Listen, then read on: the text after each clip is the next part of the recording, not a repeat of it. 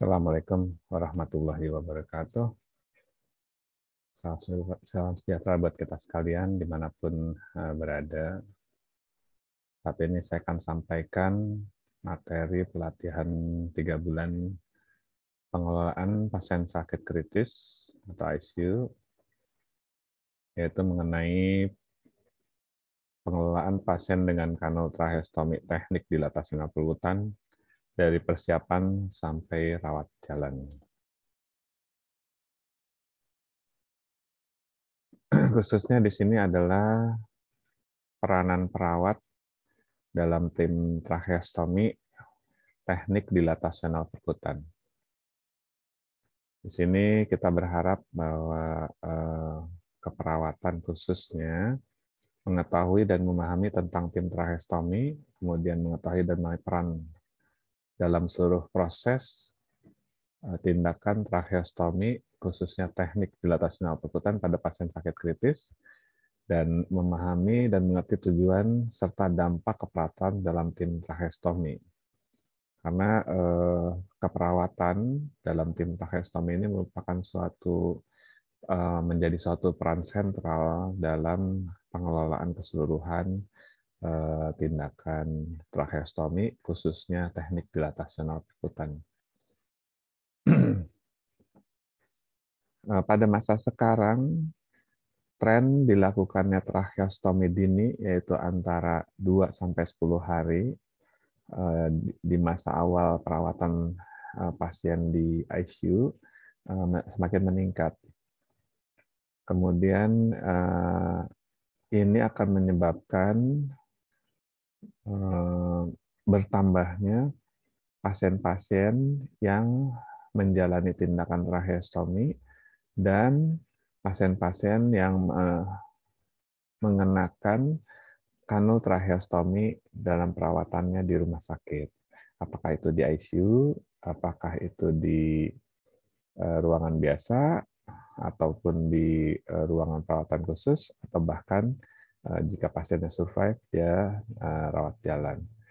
Secara umum, tindakannya ini dianggap bermanfaat karena berbagai literatur, banyak literatur dari berbagai disiplin ilmu menyebutkan bahwa tracheostomi ini memberikan manfaat berkurangnya masa penggunaan ventilasi mekanis dan lama rawat-perawatan di ICU juga mengurangi length of stay atau masa perawatan di perawatan biasa.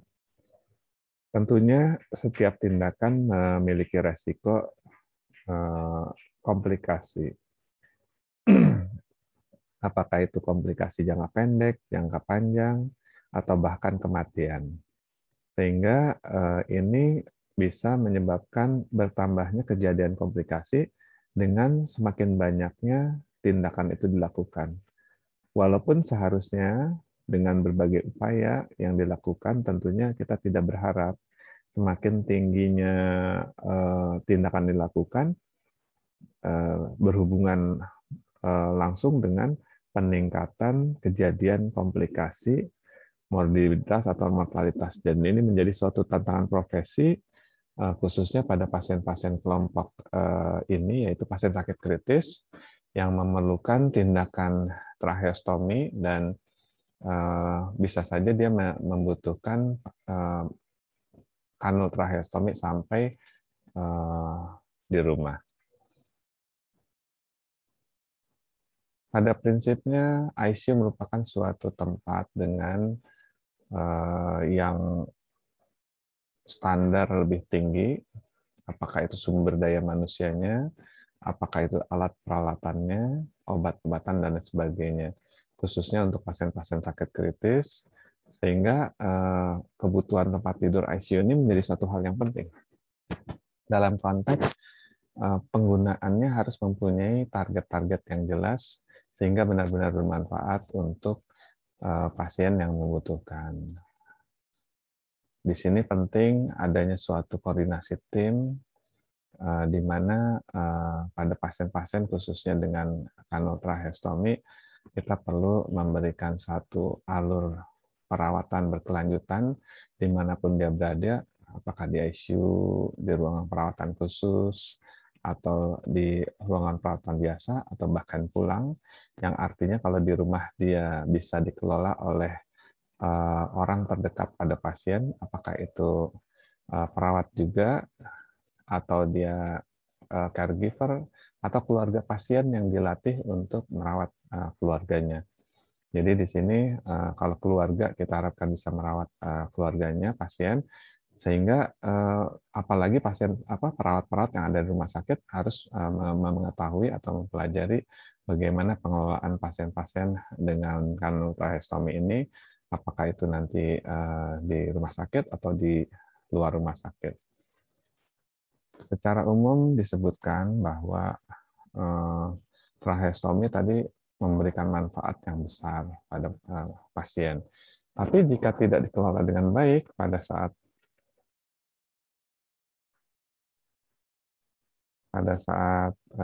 ini apa namanya? Pada saat pasca tindakannya ini akan bisa memberikan berbagai komplikasi yang tidak diharapkan.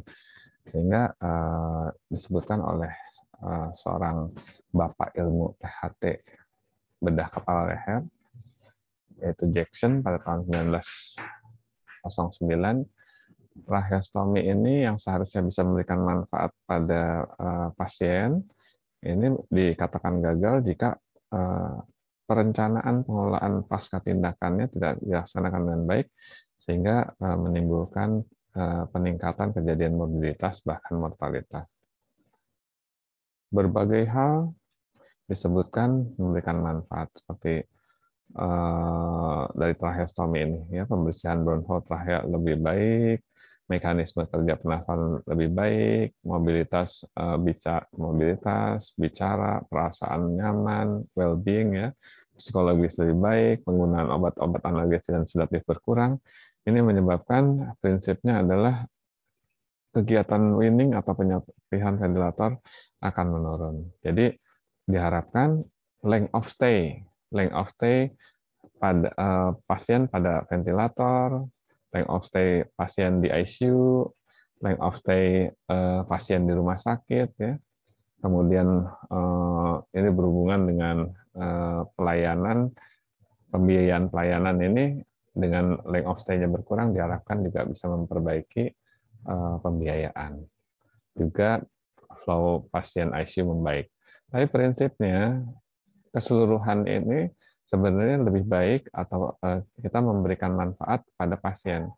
Karena morbiditas dan mortalitas pada berbagai literatur dan disebutkan oleh berbagai disiplin ilmu, itu akan meningkatnya morbiditas dan mortalitas karena length of stay dari pasien-pasien ini jika tinggi di ventilator, jika length of stay perawatan di ICU lebih tinggi, jika length of stay perawatan di rumah sakitnya lebih tinggi, ini akan bisa secara tidak langsung memberikan resiko peningkatan morbiditas dan mortalitas. Sehingga apapun upaya yang bisa menyebabkan penurunan dari length of stay ini tentunya akan memberikan manfaat yang terbaik bagi pasien. Tim tracheostomi pada masa lalu itu tidak dibentuk secara khusus. Jadi tidak dibuat suatu pola pelayanan atau panduan khusus untuk mengelola pasien-pasien dengan kanul tracheostomi. Jadi pengelolaan pasien ini bersifat individual berdasarkan pengalaman dan wawasan dari siapa yang melakukan tindakan tracheostomi ini. Tapi ternyata setelah adanya berbagai literatur yang menyebutkan bahwa jika dilakukan pembuatan tim tracheostomi yang terdiri dari berbagai disiplin ilmu, yang merupakan bagiannya adalah tim operator, yang terdiri dari koordinator kegiatan, kemudian anggota tim, penanggung jawab kegiatan visit harian, penanggung jawab untuk melakukan evaluasi dekanulasi, koordinasi dengan terapis pernafasan, itu yang pertama. Kemudian yang keduanya ada terapis pernafasan yang mempunyai tugas-tugas khusus, ya. Kemudian juga speech language pathologist, kemudian perawat klinis. Yang prinsipnya tim tracheostomi ini terdiri dari berbagai disiplin ilmu yang saling berkaitan untuk mengelola pasien dengan kanul tracheostomi berdasarkan disiplin ilmunya dan saling berkoordinasi, apakah itu langsung ataupun tidak langsung melalui status atau tulisan-tulisan atau leaflet dan sebagainya, sehingga disebutkan bahwa dengan pengelolaan secara tim tracheostomi ini memberikan keluaran pada pasien yang lebih baik, di mana tim tracheostomi itu melakukan suatu perencanaan tindakan dari mulai pemilihan pasien, persiapan alat, obat dan sebagainya, sampai tindakannya dilakukan atau pasca tindakan dilakukan sampai dia melaksanakan rawat jalan atau home care. Pada prinsipnya ini merupakan suatu tindakan keperawatan yang berkelanjutan yang merupakan kegiatan intinya adalah untuk mengurangi resiko morbiditas dan mortalitas pada kelompok pasien sakit kritis yang memerlukan tindakan tracheostomi dan bisa saja dia pulang dengan menggunakan kanul tracheostomi. Perawat dalam tim tracheostomi merupakan fokus peran penting dari keseluruhan proses, di mana perawat menjadi satu bidang yang nempel bedside di samping pasien, apakah dari mulai perawatan sebelum tindakan atau saat membantu operator, tim operator, atau paskanya memberikan edukasi juga keperawatan, memberikan pelatihan pada keluarga pasien, bahkan sampai rawat jalan. Di mana dalam berbagai literatur juga memberikan satu kesimpulan atau rekomendasi bahwa tindakan keperawatan ini merupakan suatu hal yang sangat penting untuk khususnya kasus-kasus pasien sakit kritis yang memerlukan tindakan tracheostomi ini yang umumnya sifatnya adalah paliatif. Pada pola pelayanan dengan jaminan kesehatan nasional atau asuransi dengan prinsip efektif, efisien, serta berkelanjutan, kita perlu memikirkan bagaimana pengelolaan pasien-pasien dengan kanul tracheostomi ini bisa memberikan manfaat sebesar-besarnya buat pasien tanpa memberikan resiko peningkatan biaya secara umum pada manajemen. Sehingga kita harus memanfaatkan berbagai sumber daya yang ada di sekitar pasien, apakah itu khususnya perawat atau keluarga pasien untuk membantu pengelolaan pasien sakit kritis dengan kanul tracheostomi.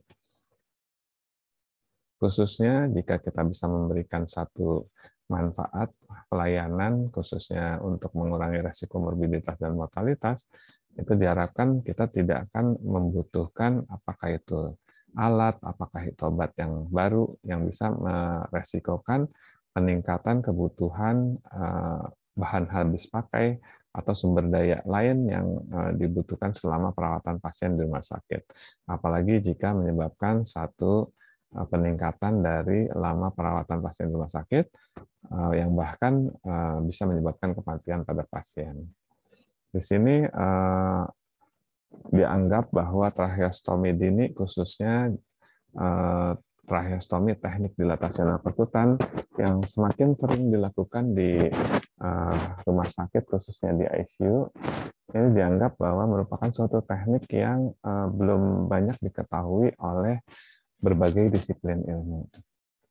Dengan teknik yang dianggap tidak diketahui, itu akhirnya terjadi adanya potensi pengelolaan pasien dengan kanul tracheostomi dengan teknik dilatasional perkutannya tidak optimal, sehingga kita perlu strategi khusus, di mana kalau misalnya tanpa strategi khusus oleh Trace dan kawan-kawan disampaikan bahwa angka kematian pada pasien-pasien sakit kritis kelompok ini itu akan meningkat dibandingkan pasien-pasien yang tidak dikelola dengan tim tracheostomi. Kemudian Wilcox dan Smith menyebutkan bahwa 10 pasien dengan sakit kritis yang tracheostomi di ICU yang tidak didekanulasi sebelum ke ruang biasa, itu akan terjadi morbiditas bahkan mortalitas yang lebih tinggi. Kenapa? Karena pengetahuan pengelolaan pasien-pasien dengan kanul tracheostomi yang sebenarnya secara umum itu sama, apakah itu dengan dilatasi anal perkutan ataupun surgical, itu pengetahuan tentang itu pada keperawatan masih belum cukup baik. Di sini dari beberapa dua penelitian itu disebutkan bahwa alasan utama terjadinya peningkatan morbiditas dan mortalitas itu karena perawatan kanul tracheostominya yang buruk. Di Rumah Sakit Kepresidenan RSPAD Gatot Subroto, kita mencoba membentuk suatu tim tracheostomi dilatasi anal perkutan yang walaupun belum terorganisir secara sempurna, tapi kita sudah membuat satu pola di mana anggota timnya terdiri dari dokter intensivis, spesialis anestesi, spesialis lain yang berhubungan dan dikonsulkan atau dihubungi berdasarkan kebutuhan pasien secara klinisnya. Kemudian ada dokter umum sebagai asisten, apakah itu di ICU atau di ruangan biasa. Ini masih kita fokus pada dokter-dokter asisten yang bekerja di ICU, kemudian perawat itu di ruangan ICU, stroke, dan lain sebagainya yang akan diberikan pelatihan-pelatihan khusus tentang pengelolaan pasien-pasien dengan kanul tracheostomi dengan koordinasi masih terbatas sesuai kebutuhan. Ini tingkat pengetahuan, pengalaman, dan pelibatan dari masing-masing anggota tim ini masih sangat bervariasi di tempat kami, khususnya pada personil perawatan di luar ICU. Jika kita tidak kelola pasien-pasien ini dengan baik, dengan serius, ini akan menyebabkan suatu komplikasi yang bisa menyebabkan kematian. Di mana banyak sekali literatur yang sudah menyebutkan bahwa pengelolaan pasien-pasien dengan karakter sakit kritis, dengan kanul tracheostomi, di mana kita bisa melakukan pelayanan yang bersifat berkelanjutan, edukasi, dan pelatihan berkelanjutan secara tim, itu akan memberikan keluaran yang lebih baik pada pasien secara kualitas dan kuantitasnya. Pada perawat, peran ini sangat besar dan sangat mempengaruhi keseluruhan keluaran pada pasien-pasien kelompok ini. Perlibatannya dilakukan sebelum, selama, dan setelah tindakan dari pasien itu di ICU sampai ke unit rawat jalan atau bahkan di rumah. Tanpa perlibatan tim keperawatan, tujuan tracheostomi ini khususnya tracheostomi dini yang diharapkan segera bisa memberikan manfaat bagi pasien, apakah itu hubungannya dengan length of stay di ventilator, length of stay di ruang rawat ICU, atau length of stay di rumah sakit, itu menjadi tidak tercapai kalau kita tidak lakukan dengan baik. Sebelum tindakan tracheostomi, perawat dilibatkan dalam pemilihan pasien dan menjadi suatu jembatan informasi awal dari tim dengan pasien atau keluarganya. Ini kesiapan tim ini sangat penting dan akan menentukan keberhasilan tindakan dan keamanan tracheostomi dilatasi anal perkutan. Di mana dengan informasi-informasi yang baik pada pasien dan keluarganya, keluarga dan pasien bisa segera memahami dan memberikan persetujuan untuk tindakan. Kemudian di sini perawat juga bertindak sebagai asisten tindakan dan juga asisten untuk membantu pelaksanaan tindakan, apakah itu penyediaan obat, kemudian koordinasi dengan bidang lain. Selama tindakan, perawat terdiri dari asisten 1, asisten 2, dan asisten 3, di mana asisten 1 memposisikan di atas kepala pasien untuk mengolah jalan nafas dan pernafasan. Salah satunya melakukan pembersihan orofaring sebelum kita akan melakukan tindakan dan menarik pipa endotrachea pada saat tindakan dilakukan dengan tujuan agar pipa endotrachea tidak tertusuk jarum untuk kanal tracheostomi. Kemudian mengawasi pola napas, kemudian membantu penggunaan bronkoskop atau USG jika diperlukan. Asisten 2 membantu pengerjaan tindakan tracheostomi, mengelola perdarahan, menjaga wire pemandu agar tidak terlepas dari stoma selama tindakan. Juga ikut membantu pemantauan klinis. Jadi semua asisten di saat melakukan tindakan selain punya tugas khusus, secara umum juga saling membantu mengingatkan untuk melihat tanda-tanda vital pasien selama tindakan dilakukan.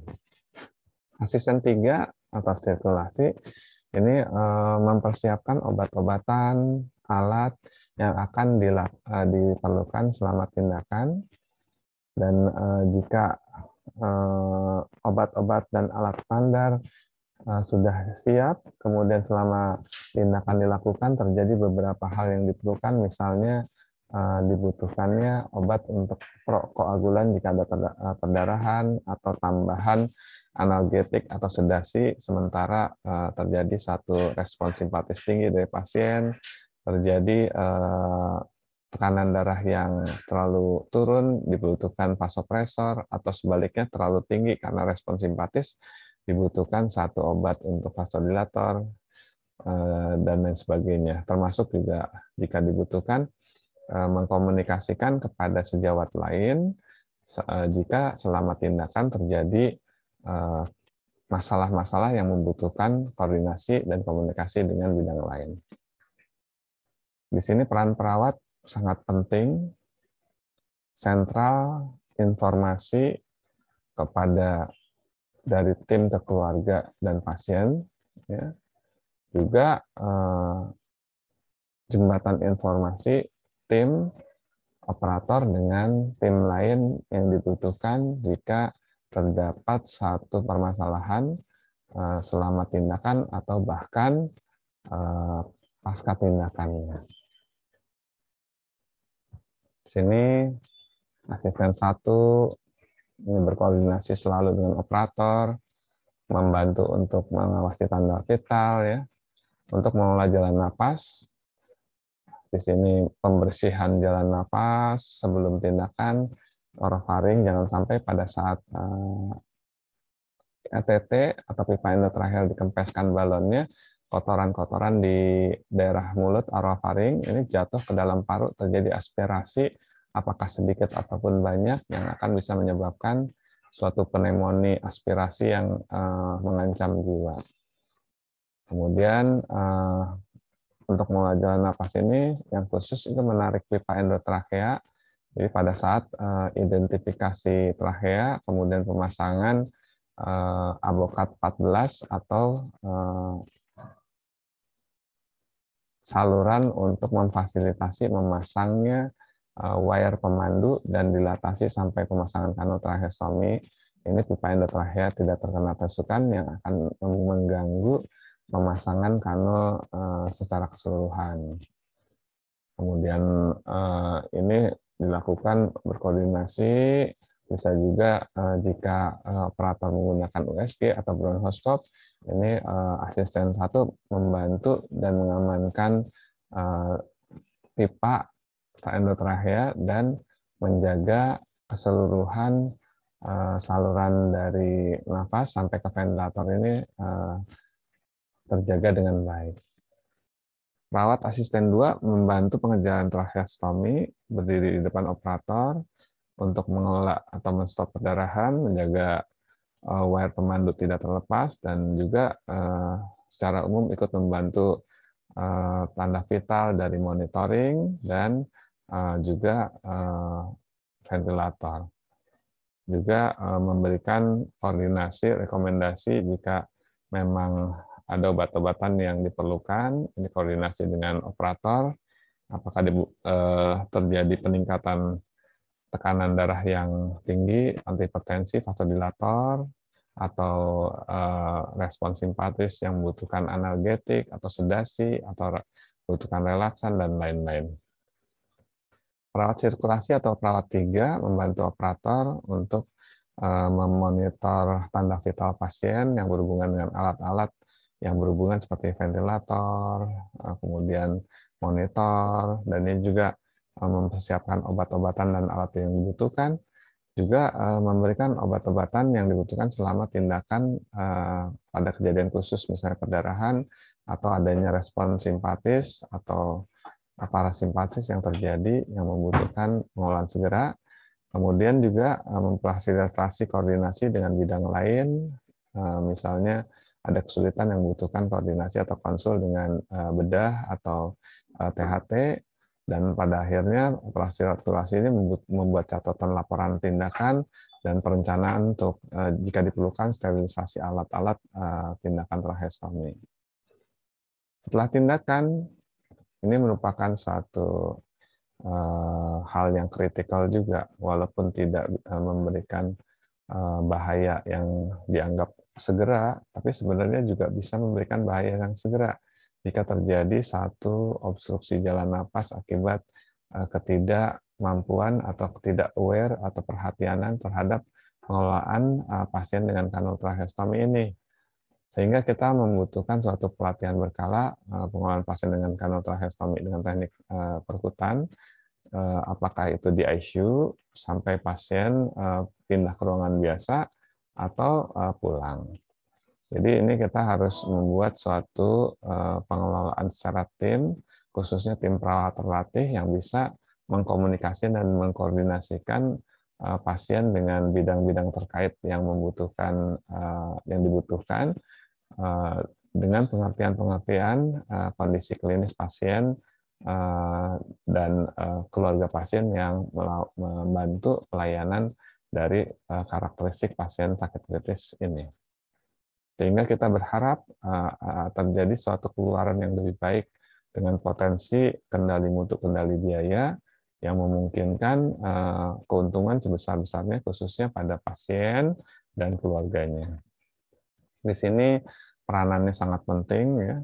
Jadi seperti disebutkan di depan bahwa pengelolaan ini tidak dikelola dengan baik, itu akan menyebabkan satu kegagalan dari pengelolaan tracheostomi secara umum. Jadi kita perlu melakukan pelatihan yang berkelanjutan dengan evaluasi yang berkelanjutan yang melibatkan berbagai profesi yang berhubungan dengan pasien-pasien sakit kritis dengan yang membutuhkan kanul tracheostomi. Di sini peran perawatan di ICU, di mana pasien masih menggunakan ventilasi mekanis, upaya-upaya untuk mengurangi kebutuhan support dengan ventilator, misalnya pelepasan ventilasi mekanis, spontaneous breathing trial, pemasangan tipis untuk tracheostomy, speaking valve, ini perlu diketahui oleh perawat-perawat yang di ICU, bahkan juga pengelolaan di ruangan perawatan biasa sampai perencanaan rawat jalan atau home care, sehingga bisa menjadi sumber informasi atau kepelatihanan juga bagi perawat-perawat yang di ruangan atau juga di rumah, atau bahkan kepelatihanan dari keluarga pasien atau personil yang bedside di samping pasien, misalnya caregiver dan sebagainya. Di mana tindakan umum ini meliputi humidifikasi, perawatan kanul dalam, perawatan luka, latihan nafas dan menelan, kemudian edukasi berkelanjutan, dan termasuk memberikan informasi tentang kemungkinan-kemungkinan yang bisa terjadi selama pasca tindakan, yang diharapkan sekali lagi memberikan hasil keluaran yang baik, lebih rendah dari morbiditas dan mortalitas pada pasien. Ini di sini sebutkan di literatur ya, interdisciplinary nurse lead team. Jadi malah pendekatannya dengan perawat-perawat yang kompeten dalam konteks terlatih, di mana pasien-pasien dengan kanul tracheostomi itu memberikan satu hasil yang lebih bagus jika dikelola dengan ini. Kenapa? Karena dengan pemahaman sebagai ujung tombak pelayanan pasien sakit kritis dengan kanul-tracheostomi ini, perawat-perawat ini bisa membantu untuk mengkomunikasikan dan mengkoordinasikan dengan disiplin ilmu terkait yang memudahkan pasien ataupun keluarganya mendapatkan pelayanan yang terbaik untuk kebaikan dari pasien. Ya, yang khusus untuk bahaya-bahayanya jangan sampai terjadi sumbatan. Kalau udah nggak nyumbat, jangan sampai infeksi. Udah tidak infeksi, kita tingkatkan fungsi pernafasan, ventilasi, oksigenasi, bahkan pembersihan jalan nafas secara efektif, sehingga kita berharap jika sudah terjadi perbaikan, kanul-tracheostomi tidak dibutuhkan, kita bisa lepas dengan baik, dan kita tentunya selama proses upaya dekanulasi itu atau pelepasan keseluruhan kanul-tracheostomi, jangan sampai kita tidak bisa mencegah kejadian pipa tercabut akibat ketidakmampuan orang-orang yang bedside dari pasien ini menjaga kanul ini tetap di tempatnya. Secara umum, pada saat awal kontrol itu dilakukan tiap bulan. Jika memang dibutuhkan jangka lama, kita bisa dinamis menyesuaikan sesuai kebutuhan, khususnya adalah bisa dilakukan dalam 3 bulan, 4 bulan, tergantung dari SPO yang kita buat. Apa yang harus dilakukan? Kita merawat kanul tracheostomi, kanul dalam dan balon kanul, bisa lakukan suctioning, perawatan luka stoma, perawatan tali kanul, kemudian latihan bicara dan nafas, dan jangan lupa di setiap tahapan ini harus lakukan edukasi yang bertahap bertingkat berkelanjutan sesuai dengan kemampuan dari orang yang bedside di sebelah pasien itu, pengertiannya sampai mana, dan ketidakmampuan mengertinya itu kita sesuaikan sampai betul-betul paham dan mampu mengelola pasien dengan baik. Ya, jadi kita melakukan penilaian, kita melibatkan keluarga. Jadi secara umum kita harus terus memberikan perbaikan-perbaikan dengan evaluasi-evaluasi pada saat kontrol pasien dan keluarganya ke ICU atau ke poli pengelolaan pasien dengan kanul tracheostomi dimanapun berada. Ya, kita lihat kebersihannya, bagaimana ini kanulnya, bagaimana jahitan kalau sudah tidak dibutuhkan tentunya harus dilepas jahitannya di 7 hari. Kemudian balon kanul tidak boleh terlalu tegang, ya. Kemudian kita harus memperhatikan apakah perlu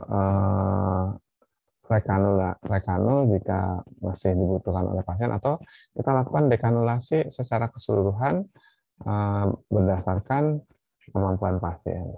Termasuk juga jika dibutuhkan suatu suction di mana pembersihan jalan nafas oleh pasien belum baik. Ya. Salah satunya bahwa perawatan luka untuk pencegahan infeksi, perawatan tali untuk mencegah terjadinya lepasnya kanul tracheostomi dari tempatnya akibat kanulnya tidak terikat atau terfiksasi dengan baik. Perawatan luka ini sangat penting walaupun secara secara teknis terkesan sederhana, tapi jika tidak ditangani dengan baik, ini bisa menyebabkan kejadian infeksi yang berat atau sepsis.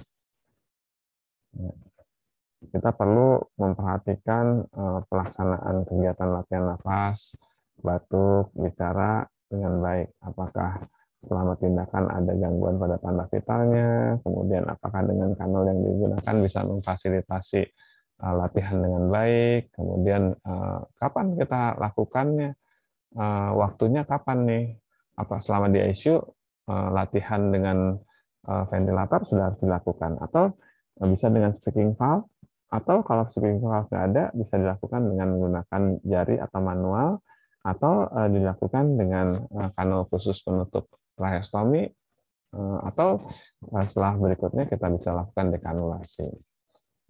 Di sini berhubungan dengan pemberian informasi edukasi yang baik, apakah itu selama perawatan di ICU, atau sebelum tindakan atau pasca tindakannya.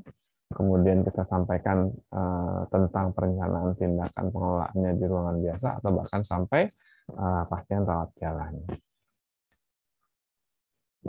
Nah ini di ruang rawat jalan kita perlu awal mengevaluasi pengetahuan keluarga, melakukan suatu diskusi dan kerjasama dalam konteks jika ada hal-hal yang belum diketahui oleh keluarga, masih belum bisa diyakini tentang keamanan pasien untuk rawat jalan, kita perlu sampaikan dan memberikan persiapan-persiapan yang baik pada keluarga pasien dan dievaluasi terus-menerus.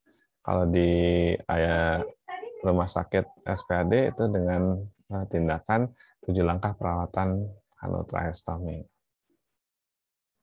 Dan jika nanti ternyata didapatkan suatu perbaikan dari kondisi klinis pasien, berkoordinasi dengan tim operator, perawat bisa menginformasikan apakah ini sudah ada indikasi untuk pelepasan keseluruhan dari anutrahestomi atau dekanulasi.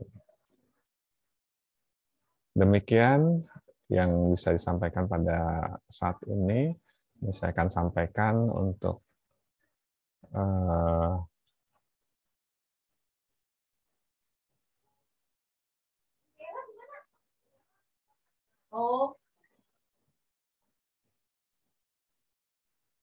materi yang disampaikan. Mungkin kalau ada pertanyaan silahkan dituliskan di bawah. Nanti akan kita jawab belakangan.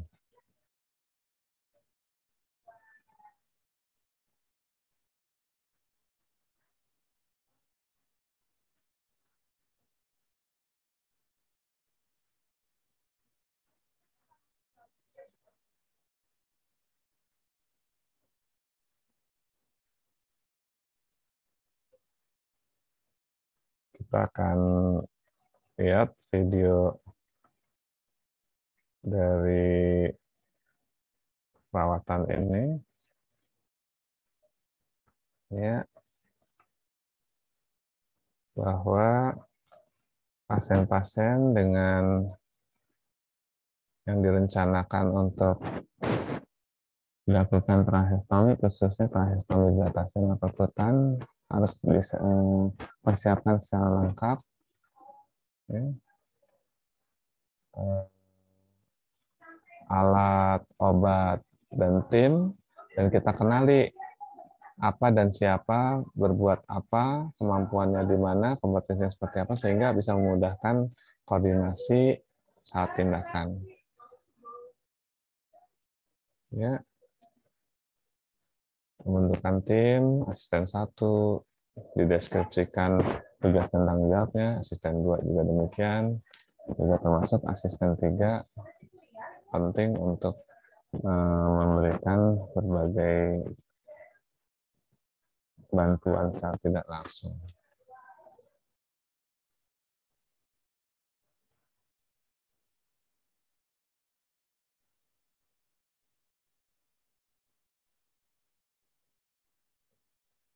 Perawat sirkuler merupakan perawat 3 yang memang untuk membantu perlu adanya satu perawat yang memberikan bantuan selama ada kesulitan-kesulitan di saat tindakan dilaksanakan. Di awal, asisten 1 melakukan suctioning di daerah rongga mulut, persiapan untuk penarikan EKT, kemudian operator dibantu perawat 3 atau sirkuler menyiapkan alat-alatan di dekat daerah operasi untuk memudahkan dijangkau pada saat tindakan dilaksanakan. Ini bisa diurutkan sesuai urut-urutan tindakan dilakukan. Infiltrasi lokal anestesi, berikan 2 cc gitu. Awalnya 4 cc ya, sambil identifikasi. Setelah ada tanda bubbling, dianggap sudah mencapai rongga trakea dan ditandai batasnya. Kemudian lakukan insisi kutis dan subkutis. Yang khusus adalah insisi daerah kutis, karena daerah kutis merupakan daerah yang paling sulit ditembus pada saat dilatasi, apakah itu awal ataupun lanjutan. Dan daerah subkutis itu dibuka dengan lebih lebar dengan klem bengkok tumpul, ini untuk mengurangi resiko adanya perdarahan pada saat mencapai dinding depan dari trakea. Kemudian kita perhatikan, kemudian mencatat dari penarikan pipa endotrakea supaya tidak tertusuk. Nah, ini salah satu tekniknya yang disebut dengan teknik dengan identifikasi avokat. Jadi pada saat ditarik dia ikut.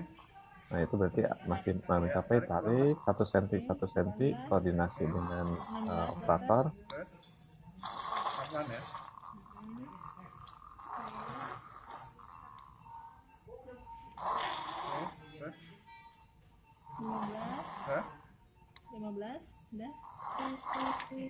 Masih dok? Sudah cukup pada saat rata-rata di 15 12 itu sudah tidak ada apa namanya ujung dari pipa endotrakea. Nah, kemudian kita cek ulang, ya, di dalam lumen trakea baru urut-urutan dari pemasangan tracheostomi dilatasi akan dilakukan. Pemasangan wire pemandu ini nanti dipegang oleh asisten 2 ujungnya. Kemudian tangan kanan dari asisten 2 harusnya melakukan penghentian perdarahan, tapi karena kita ingin melihat proses tindakannya, itu dilakukan oleh operator. Kemudian dilatasi awal, ya, arahnya sesuai arah lumen trachea, ini harusnya dilakukan penghentian perdarahan dan menjaga wire tidak lepasnya oleh asisten 2. Setelah dilatasi awal, dilakukan dilatasi lanjutan. Ini dengan memberikan jeli yang cukup, ya. Asisten 2 ini membantu mengarahkan. Di sini seharusnya juga kalau misalnya ada darah atau apa dibersihkan, ya, sampai batas dilator yang direkomendasikan. Kanul tracheostomi yang akan dipasang berapa? Kalau di garis 1 itu untuk 7,5, di garis 2 ada untuk nomor 8. Ini harusnya asisten 2 menahan wire sambil mengelola perdarahan, tapi karena ingin melihat prosesnya, kita dilakukan keduanya oleh operator. Kemudian ini memasukkan kanul dalam, kita bisa pakai introducer. Ya, introducer ini ada introducer khusus, ya, insertor kanul tracheostomi yang khusus nih, ya.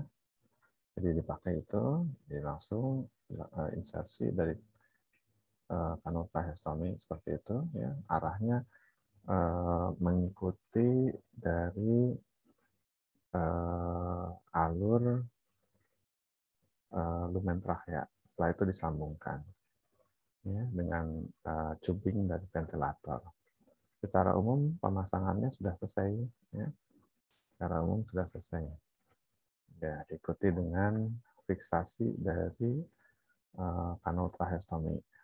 Teknik dilatasi biasa sianal perkutan ini membuat insisi dari lubang tracheostomi itu seukuran 1 sampai 1,5 cm, sehingga kita melakukan tindakan penjahitan untuk fiksasi kanul tracheostomi ini lebih kuat, di mana untuk mencegah terlepasnya kanul tracheostomi ini sebelum tracheostominya matang, dalam konteks dinding-dindingnya terbuka dan tidak akan menutup segera pada saat jika kanul tracheostomi terlepas.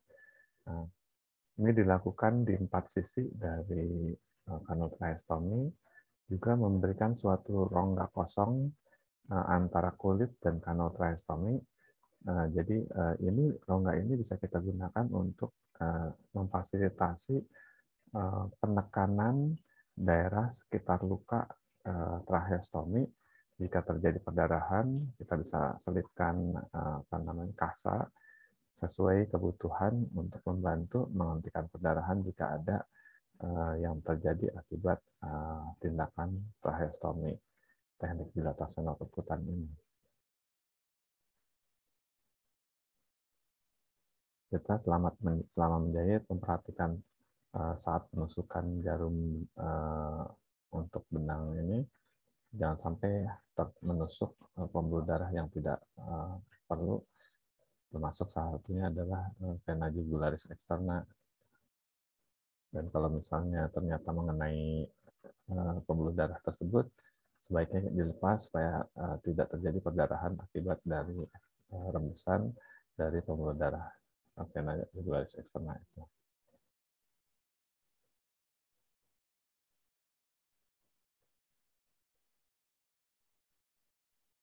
Ya, asisten 2 selain mengatasi perdarahan juga prinsipnya dia membantu keseluruhan sebagai asisten utama operator, memudahkan operator untuk melakukan tindakan tracheostomi ini. Nah, pada saat seperti ini, asisten 1 yang mengelola jalan nafas, dia bisa saja setelah selesai membersihkan daerah oral faring, dia membantu untuk mempersiapkan untuk tindakan pembersihan jalan nafas dan paru pasca tindakan ini. Setelah dilakukan tadi penjahitan atau fiksasi kanal tracheostomi dengan pembersihan daerah luka dengan alkohol, kemudian nanti dilanjutkan dengan pemasangan kasa yang bisa digunakan untuk membantu penekanan daerah luka di sekitar luka tracheostomi jika dibutuhkan untuk menekan jika ada perdarahan. Ini dipasang kapas alkohol untuk memudahkan kita memperhatikan jika ada perdarahan. Dipasang 24 jam, diganti di awal, kemudian diberikan tambahan kasa untuk memberikan tekanan jika ada perdarahan di situ.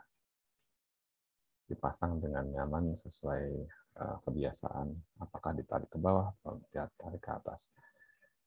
Pemasangan tali tracheostomi ini sangat penting, walaupun sudah dijahit, ini untuk membiasakan memasang tali tracheostomi dengan benar. Jadi kita pasang dari ininya salah satu sisinya, dipasang dengan pasang ketat dulu. Jadi dipasang lengkap ya, jadi sampai ujung ya. Nah, itu baru direkatkan dalam posisi tali ini melekat erat di kulit ya, melekat erat di kulit tapi tidak mencekik, sehingga masih ada 1 atau 2 jari bisa masuk ke sela antara tali kanal tracheostomi dengan kulit. Nah, kemudian tentunya tindakan pasca